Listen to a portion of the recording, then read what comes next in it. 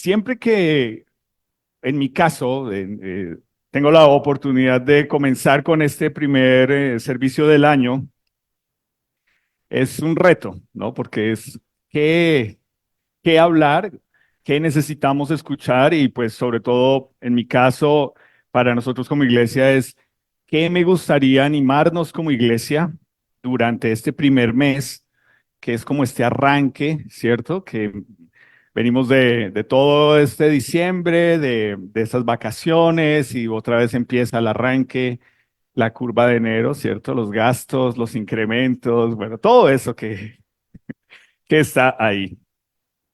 Y, y pues me llevó a pensar en que realmente lo que siempre quiero animarnos a pensar durante este primer mes del año y comenzando el año es el hecho de enfocar en Jesús. Y es lo que cantamos hoy. Si te das cuenta, ojalá que retumbe en tu mente esa canción de Sí, Señor, porque creo que es muy claro y muy importante el hecho de que eso es lo que Él quiere escuchar de ti. Jesús quiere escuchar de tu boca y de tu actitud un sí, Señor, un aquí estoy. Entonces, pues pensé en que algo que nos sucede mientras vamos creciendo, y pues es algo que todos vamos experimentando, es en la medida en que vamos creciendo, pues vamos teniendo ciertas ideas y ciertos pensamientos, ¿cierto? Y esas ideas y esos pensamientos se refuerzan a medida que va pasando el tiempo, a medida que van pasando las experiencias, a medida que uno crece, el hogar en el que crece, las condiciones con las que crece, etcétera, etcétera. Y, por ejemplo, pues obviamente eh, esas ideas y esos pensamientos comienzan cuando uno tiene los amiguitos de la cuadra que los papás les dieron todos estos regalos de Navidad y uno diciendo a los papás, ¿y los míos hasta cuándo? Ok, ¿no? Entonces son ideas, son pensamientos que están ahí porque ellos sí, porque yo no. Uno va creciendo, ¿cierto? Y entonces uno piensa que esos papás son muy cansones y que me les voy a ir. El día que yo me les vaya, ahí sí es que me van a echar de menos, ¿no? Tiene 30 años y todavía pide prestado para el bus. Y en el caso de todos nosotros que estamos casados, ¿cierto? O sea, uno de hombre piensa, el día que yo me case, esto es lo que espero o lo que quiero de mi esposa. Y en el caso de la mujer, pues obviamente, si soñó con su príncipe azul, ya ahí todo comenzó mal, ¿cierto? No espere un príncipe azul de un chip chombiano. Entonces, eso va a ser rapidito, que se estrellan con la realidad. Entonces, nos sucede que tenemos ideas, tenemos pensamientos que vamos teniendo, que vamos alimentando y que en la medida en que crecemos se refuerzan y en algunos casos pensamos, así es la vida, ¿no? O pensamos, todo el mundo vive así, o todo el mundo piensa igual, hasta que sales y te estrellas con la realidad de que no todo el mundo vive o piensa como tú. Lo mismo nos pasa con nuestras ideas de Dios, ¿cierto? Por ejemplo, nosotros en nuestra cultura en la que crecemos con una idea de Dios, pues obviamente crecemos con esta idea de que Dios nos debe, piénsalo. Y se refuerza cuando a ti te enseñan, mira, si tú te portas bien, si tú eres una buena persona, si tú haces estas cosas para Dios, Dios tiene que devolverte o recompensarte. Y ese es el Dios que a veces muchas personas crecen, ¿cierto? Es Dios me debe porque yo hice esto o porque yo he sido así o porque yo no he sido de esta forma. Entonces, mucha de la forma es Dios me debe y también está la idea de como Dios me debe, Dios es como ese genio de la botella, ¿cierto? Entonces Dios me tiene que dar plata, casa, carro, esposo, esposa, un buen trabajo, salud. Y en cierta forma es como que esa forma o esa idea de pensar en Dios es un Dios Papá Noel, ¿cierto? Un Dios que está ahí, no solamente me debe, pero entonces también me tiene que dar, me tiene que traer. Y comenzando el año, yo no sé cuáles son tus expectativas o tus prioridades o tus objetivos para este año. De pronto dices, son los mismos del año pasado. En fin, pero entonces lo que sucede es que tiene mucho que ver con que si ves a Dios como Papá Noel, como que Él te tiene que dar a ti algunas cosas que se supone que Dios tiene que dar. Y pues luego está obviamente el Dios alcahueta, ¿cierto? La gente hace y deshace en diciembre, hace y deshace hasta mitad de enero, y ahorita comenzando febrero, hacen fila para ponerse una cruz en la cabeza y decir, bueno, el que peca y reza empata. Y ese Dios alcahueta parece que siempre está ahí para mí, no importa todo lo que yo haga, no importa cuánto me aleje de Él, nos sucede a nosotros igual como creyentes, Dios está ahí y Dios me tiene que perdonar y Dios me tiene que dar una oportunidad.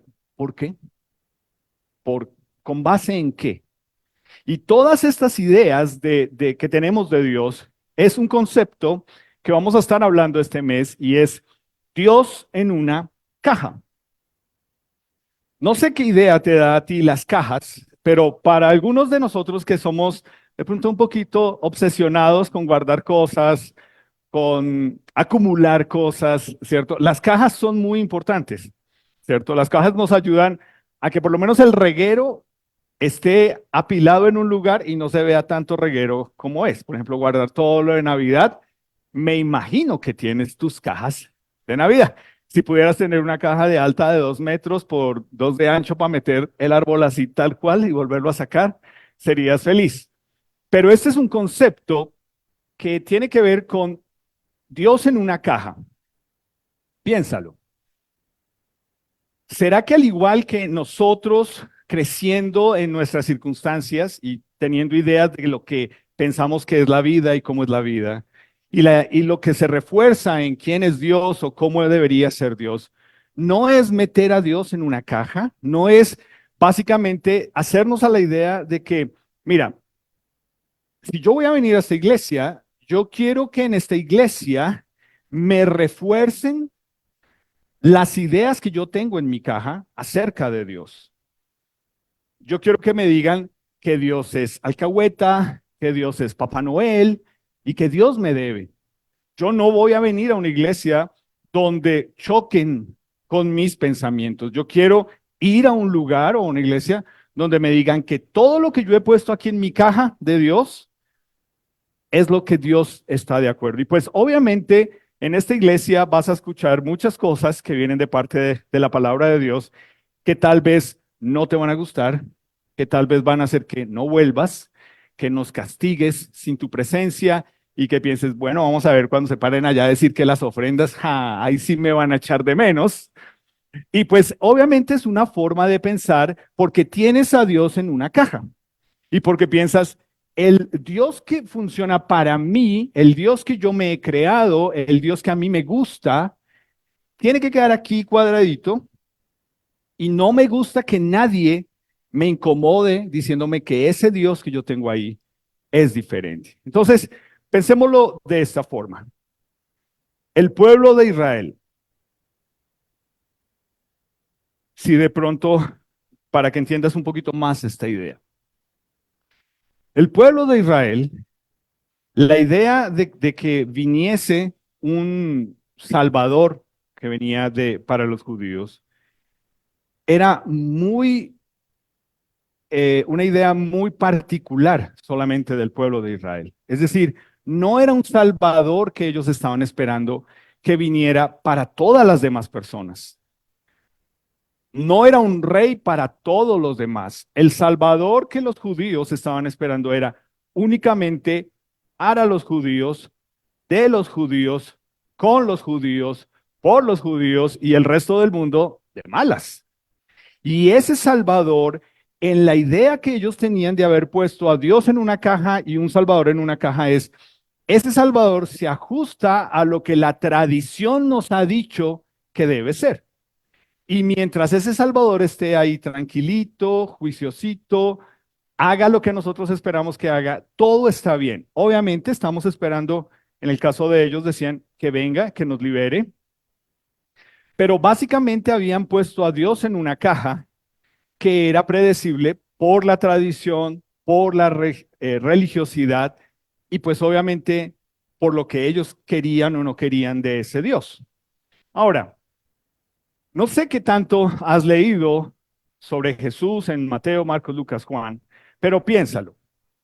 Si tú, y esta mañana vamos a hacer varias veces este ejercicio, piénsalo tú. Tú eres una persona judía que lo único que te han enseñado de pronto es a repetir una serie de mandamientos, de ideas, de repetir como loro y sabértelo y sabértelo y sabértelo. Pero en el proceso nunca ha bajado de aquí a acá. Simplemente se quedó algo como que tú repites y repites. Y a ti te dicen, ese Salvador, en la caja en la que nosotros lo hemos metido, es un Salvador predecible, es un Mesías que tiene que cumplir nuestro estándar de cómo se debe ver, vestir, hablar, tratar, etcétera. Ahora piensa, tú eres un judío con ese trasfondo y aquí está un señor llamado Jesús, hablando en nombre de Dios. En lo poco o mucho que tú sabes, ¿tú crees que Jesús encajaba en la caja en la que ellos habían metido a Dios en su religión y en su tradición? Era chocante las ideas que daba, los ejemplos que usaba, la forma como trataba y le hablaba a los que representaban a la religión o a las autoridades religiosas judías. Si ese es el Jesús que a ellos les dijeron que estaba en esa caja de la tradición y la religiosidad, no se parece. Y era como, o sea, me gusta, pero no se parece. Me llama la atención, pero no se parece. Dios es más predecible en una caja que ese Jesús que nos están diciendo ahora que es ese Salvador que vino. Y lo interesante es que muy pocas personas, según el relato que tenemos en la palabra de Dios, realmente entendieron que haber metido a Dios en una caja fue lo más necio que pudieron haber hecho en sus vidas. Entonces, yo te pregunto a ti, comenzando hoy,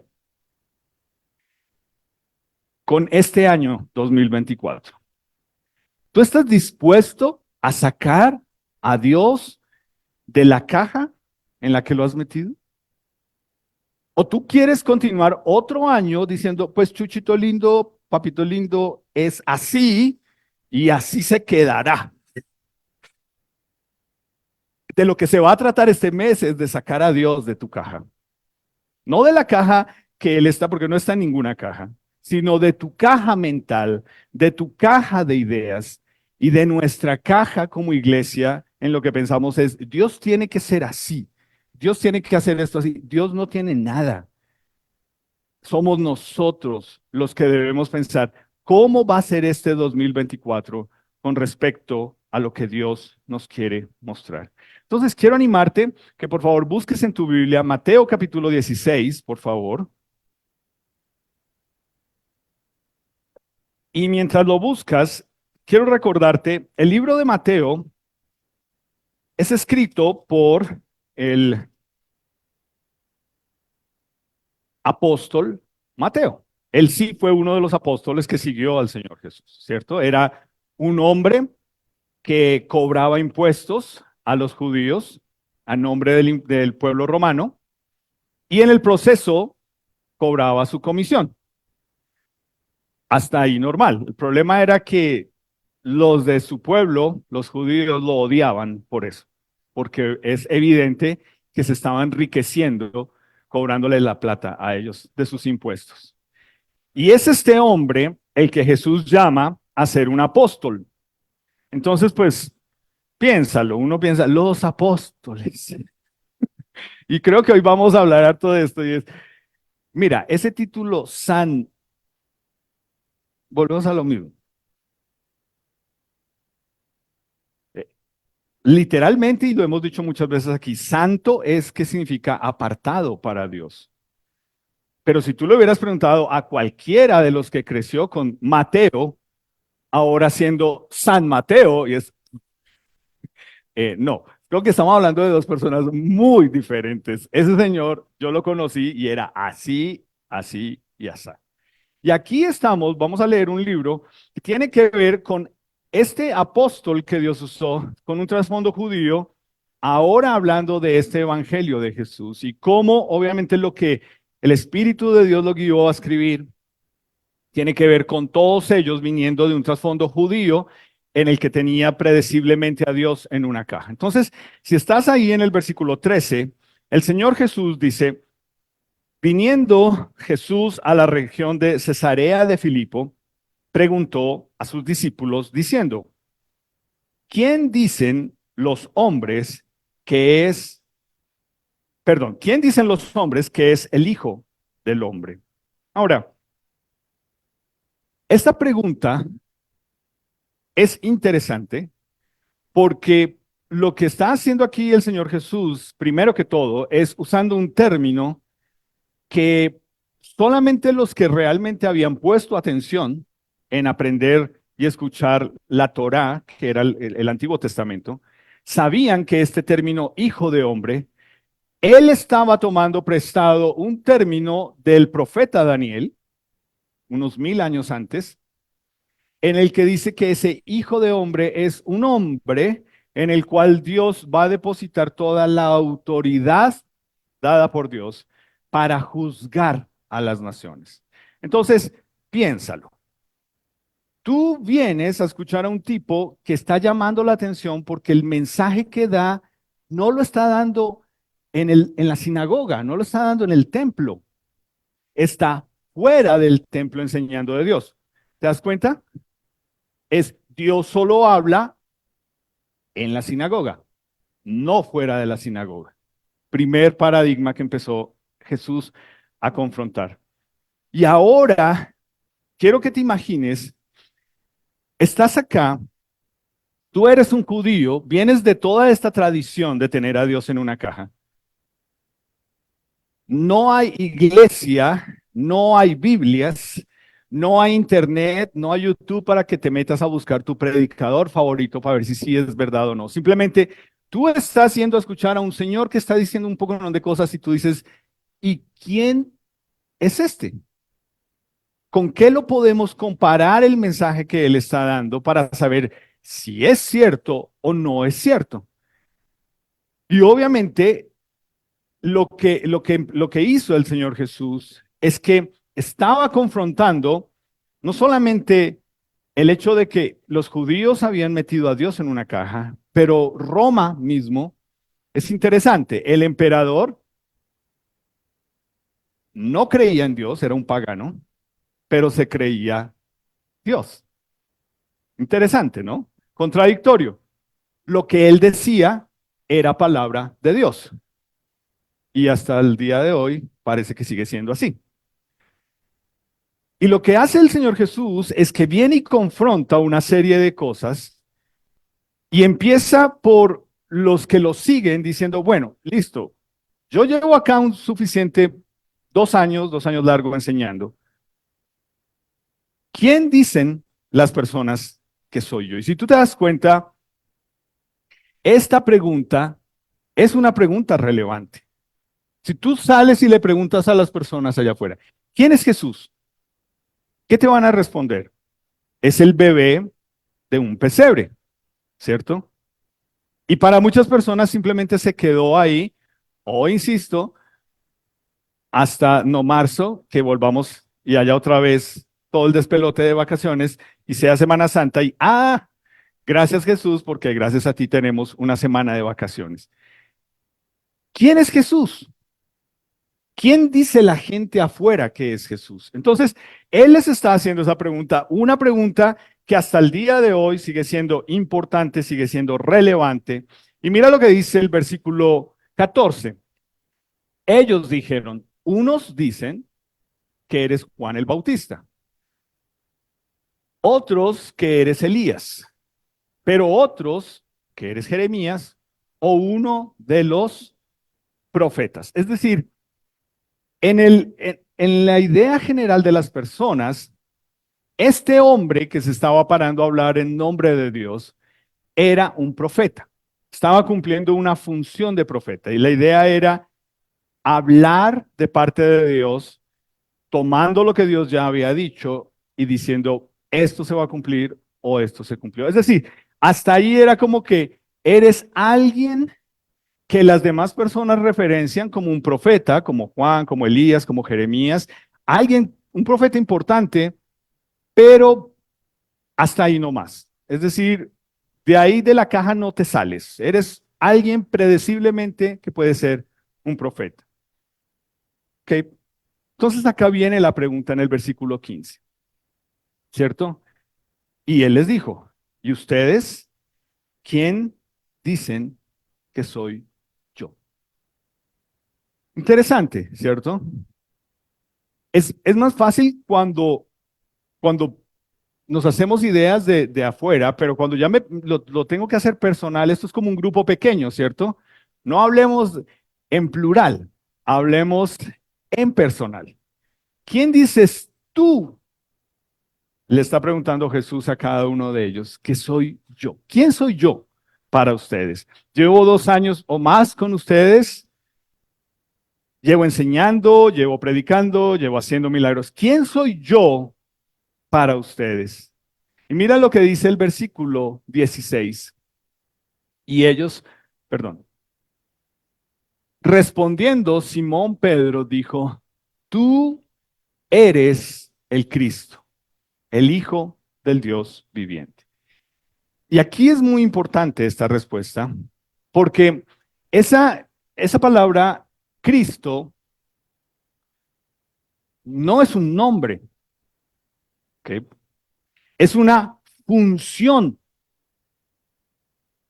es un título que se da a alguien que cumple una función.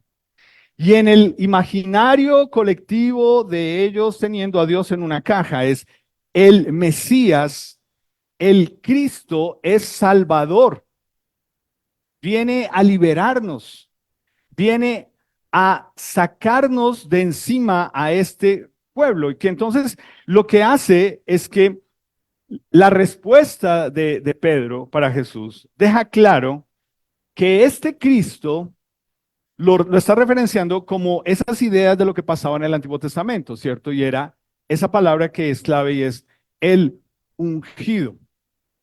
Y ungir era que el profeta tomaba aceite y derramaba encima de la cabeza de esa persona que fue escogida por Dios, ya sea para ser un profeta o ya sea para ser un rey. Eso es ser ungido. Paréntesis. ¿Tú has escuchado de gente afuera en iglesias hablando de Jesús diciendo que hoy va a hablar el ungido? ¿Te das cuenta la mala interpretación de la palabra de Dios en la idea del Nuevo Testamento y en lo que significa ser ungidos?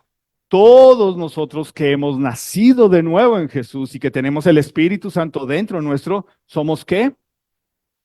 Ungidos. ¿Cómo te pone eso a ti que has nacido de nuevo? ¿Qué te pone a pensar para este año? Cuando subas, llegó el ungido. La esposa recibiendo al esposo, sígueme ungido de Dios.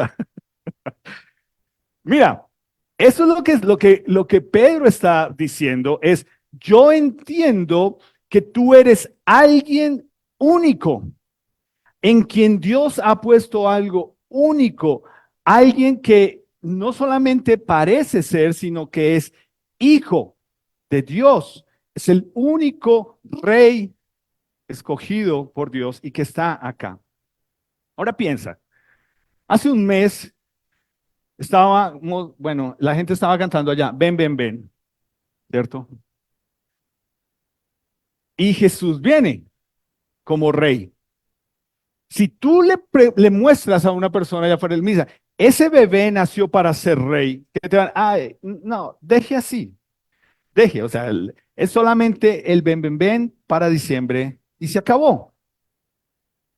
Y esta declaración que está haciendo el apóstol Pedro es tan importante porque entonces para nosotros, al igual que ellos, tú y yo deberíamos ubicarnos acá y es, si lo que el apóstol Pedro está diciendo es cierto, Este hombre, Jesús, debe ser alguien muy, muy, muy importante, no solamente en lo que dijo, en lo que hizo y en lo que nos llama a nosotros a hacer.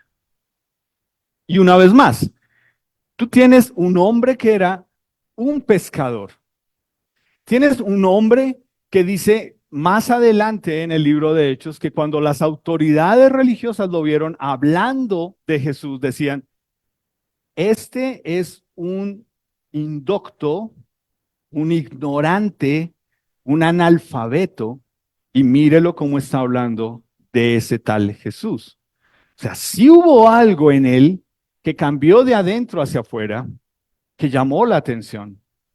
Y lo mismo, si tú le hubieras preguntado a las personas con las que Pedro creció, el apóstol, ¿el quién?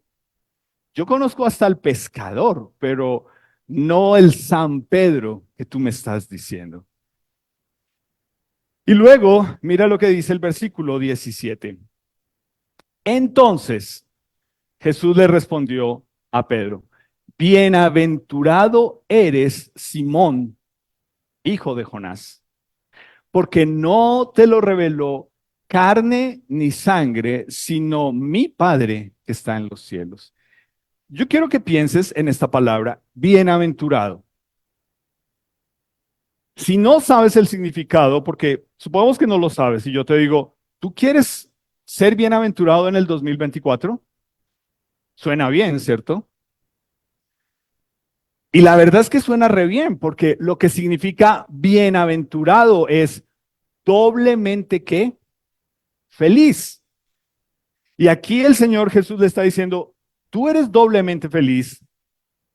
¿Por qué? Porque por haber dicho esto te voy a dar casa, carro, beca.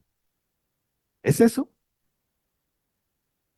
Y es lo que tú piensas que significa ser bendecido de parte de Dios. Dios me debe dar estas cosas. Dios me tiene que, este año sí hago ese viaje. Este año yo no me vuelvo a quedar. Dios no me puede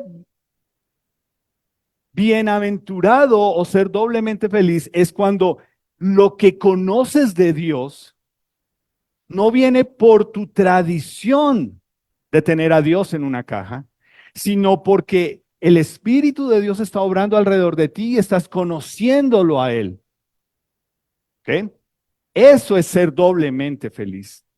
Si para ti ser doblemente feliz tiene que ver con algo que tú poseas en este mundo, tú nunca vas a ser feliz. Porque lo que este mundo nos da se acaba, ¿cierto?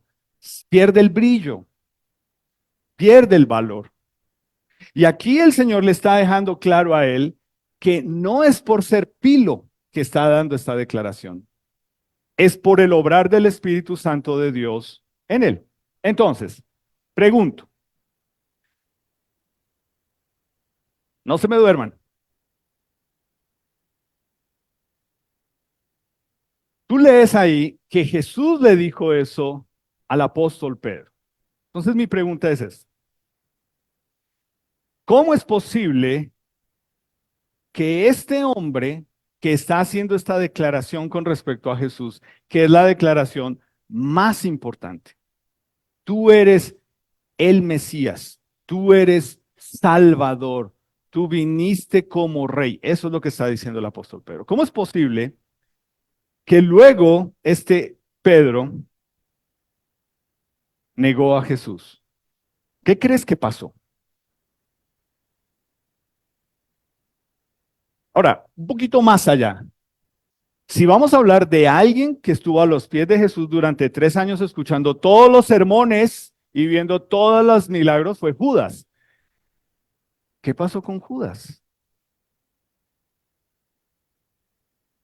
Pero volvamos a Pedro. ¿Qué pasó con este Pedro? ¿Cómo Pedro en un momento puede tener una revelación de decir, tú eres, no hay, solo tú tienes palabras de verdad? Tú eres el camino, tú eres la vida. Y Jesús le dice, tienes razón, pero no por tu pilera, sino porque Dios te lo reveló. ¿Sabes por qué pasa eso? Porque Pedro tenía a Dios en una caja. Y en la caja de Pedro, con respecto a Dios, ese libertador que es el Mesías, es un héroe, es un duro, es un guerrero, no es débil, no muestra debilidad, no se compadece de los que le han hecho daño a los judíos. Es un guerrero que viene a aplastarle la cabeza a los romanos. Eso era lo que Pedro pensaba que era ese Mesías y ese Cristo. Tú eres, porque tú vienes a darnos lo que nos debes, lo que nos merecemos. En el pensamiento de Pedro, su libertador, su Mesías, no muere. Y no muere como el más débil. Y no muere como un pecador. No muere rodeado de pecadores. No muere en un lugar en el que botaban la basura. ¿Tú sabías eso? El Gólgota, el lugar donde Jesús fue crucificado, era el basurero. ¿Entiendes? No era un cementerio, no era un parque cementerio, era un basurero. ¿Qué piensas tú de un basurero? ¿Te das cuenta? Dios en una caja. ¿Cómo así? ¿Dios muriendo en un basurero? Uy, no, mi Dios no. Sí, pero recuerda, ¿nació dónde? En un pesebre. En medio del olor a boñiga. Fuerte, ¿no? ¿Quién es Jesús para la gente afuera? Un niño que nace y se queda siendo niño divino baby. Y aquí está un Pedro diciendo, mi libertador, mi Mesías, nuestro Salvador, no es un perdedor. Yo voy a estar del lado ganador. Y me he convencido durante estos años que tú eres el ganador. Y yo he invertido en ti y tú no me puedes defraudar. Y tú te das cuenta después de que Pedro niega al Señor Jesús. ¿Qué hizo Pedro? ¿A qué volvió Pedro? ¿Te recuerdas? A su caja con Dios. Y volvió a ser un pescador que volvió a meter a Dios en una caja y dijo, bueno, 3 años perdidos de mi vida pensando que era Dios. Sigamos esperando a ese libertador. ¿Te das cuenta todo lo que esto implica? Ahora, mi pregunta es, ¿qué tan diferente eres tú de un Pedro? ¿En qué idea imaginaria tienes tú a Jesús, a Dios para este 2024? ¿Tiene que, te debe? Porque tú hiciste una oración el 31, bueno, Dios, este año si me tienes que dar esto, Él te tiene que dar eso porque tú hiciste una oración el 31. No creo. Ahora, ¿qué queda claro de este Pedro que vemos luego de la muerte de Jesús como un fracasado? ¿Tú te imaginas a Pedro? Ponte en el lugar de Pedro por un momento. Durante 3 años abandonaste tu negocio familiar. Tu negocio era ser pescador. Encima de todo te traes a tu hermano y lo convences que este es el Salvador, el Mesías. Y después de 3 años, les toca meter el rabo entre las patas, volver donde el papá y decir, ¿nos das trabajo otra vez? ¿Y qué pasó con su Jesús? Tú, piénsalo. Eso refuerza unas ideas, ¿cierto? Soy un fracasado, yo no tomo buenas decisiones, nada me va bien. No, si el 2023 fue así, el 2024 no me imagino cómo va a ser. Pero es que Pedro no conocía a Dios. Y lo que nosotros tenemos que se llama el Evangelio, y gracias a Dios tenemos la Biblia hoy. Tú y yo estamos aquí, tú vas a ver esto, porque estos hombres, con sus debilidades, con sus flaquezas, con sus fracasos, después de que Jesús resucitó, entendieron y dijeron, oh, Margot, sí es cierto. Y dieron su vida por Jesús. Y por eso tú y yo estamos acá hoy, porque esta gente entendió que la caja en la que yo tenía a Dios se deshizo, estaba incompleta. No era la historia que me habían contado, no la había visto con mis ojos. Es cierto, Él vino, Él es rey, Él resucitó y Él me encomendó a mí que vaya y le diga a otros quién es Él, que Él es el rey, Él es el Salvador. Y por eso es tan importante lo que Pedro declara. Tú eres el Cristo, esa es la identidad de Jesús, no es un título. No es un nombre del que tú te agarras para pedir los deseos de tu corazón.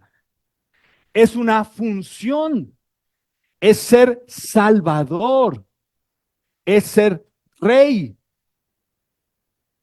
no para tus caprichos, sino para lo que este mundo en el que tú y yo estamos necesita saber de él. Eso es lo que él vino a hacer.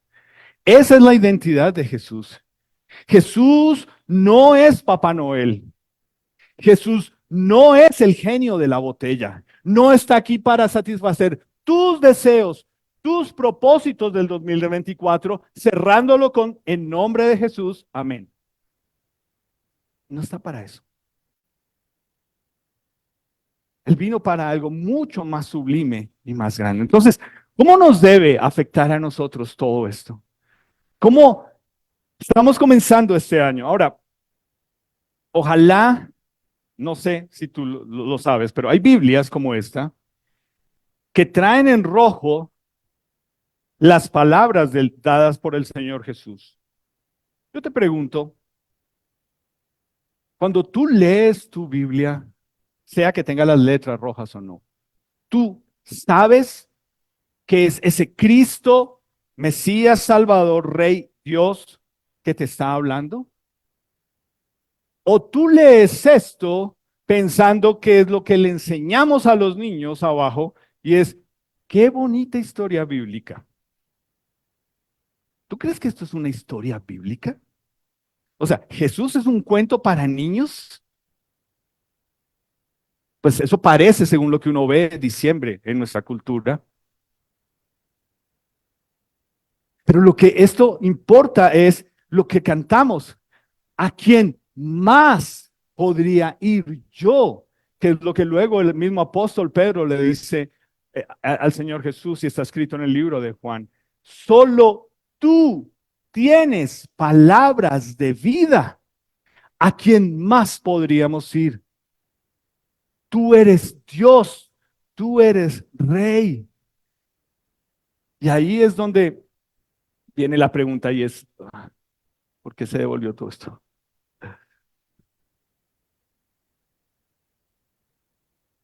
Tú le estás opinando. Alguien tiene que ser el malo. Ahí. Jesús te está preguntando a ti hoy, ¿quién soy yo para ti? ¿Tú tienes esta respuesta? Tú que vas a ver esto por internet o tú que eres nuestro invitado hoy, ¿quién es Jesús para ti? ¿El que te han dicho por tradición que debes meter en una caja? ¿El divino baby? ¿O el que está allá en una caja llorando? ¿Es ese Jesús? ¿Quién es Jesús? Y lo más importante es si ese Jesús tiene lo suficiente para ser quien dice ser. Y para nosotros que hemos nacido de nuevo, este Jesús que nosotros leemos acá, nos está animando a nosotros a decir, solo tú eres el único digno que merece que yo me sujete a ti. Quiero invitarte a ponerte en pie para hacer esta conclusión y para que te desespereces, no te desesperes. Pero si Jesús es quien dice ser, solo nos queda adorarlo. Si Jesús es quien dice ser, el Rey, el Mesías, el Salvador, nosotros que hemos nacido de nuevo, lo que Él está esperando de nosotros es lo que cantamos hoy. Sí, Señor. Es lo único que Él espera de ti. Porque si es tu Señor, siempre debes estar dispuesto a decir, sí, Señor. Si no es el Rey de tu vida, tal vez tú eres nuestro invitado hoy o tal vez tú vas a ver esto y tú dices, ¿y cómo hace uno para pedirle a Jesús que sea el Rey de la vida de uno? ¿Cómo hace uno para pedirle a Jesús que sea el Salvador de la vida de uno? ¿Cómo?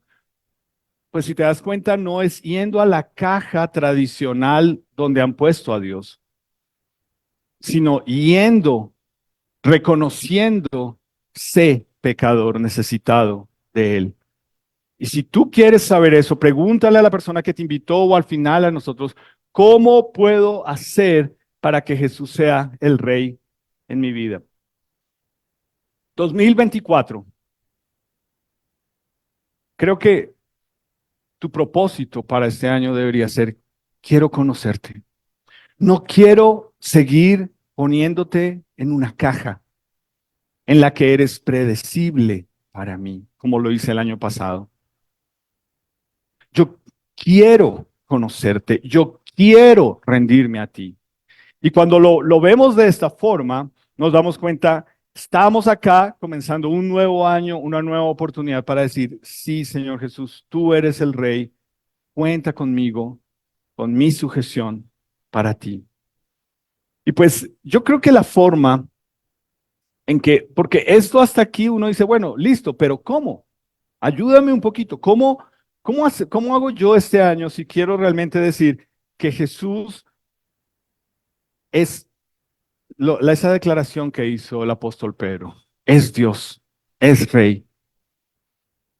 ¿Cómo puedo hacer yo este año para que eso sea realidad? Yo tengo una idea.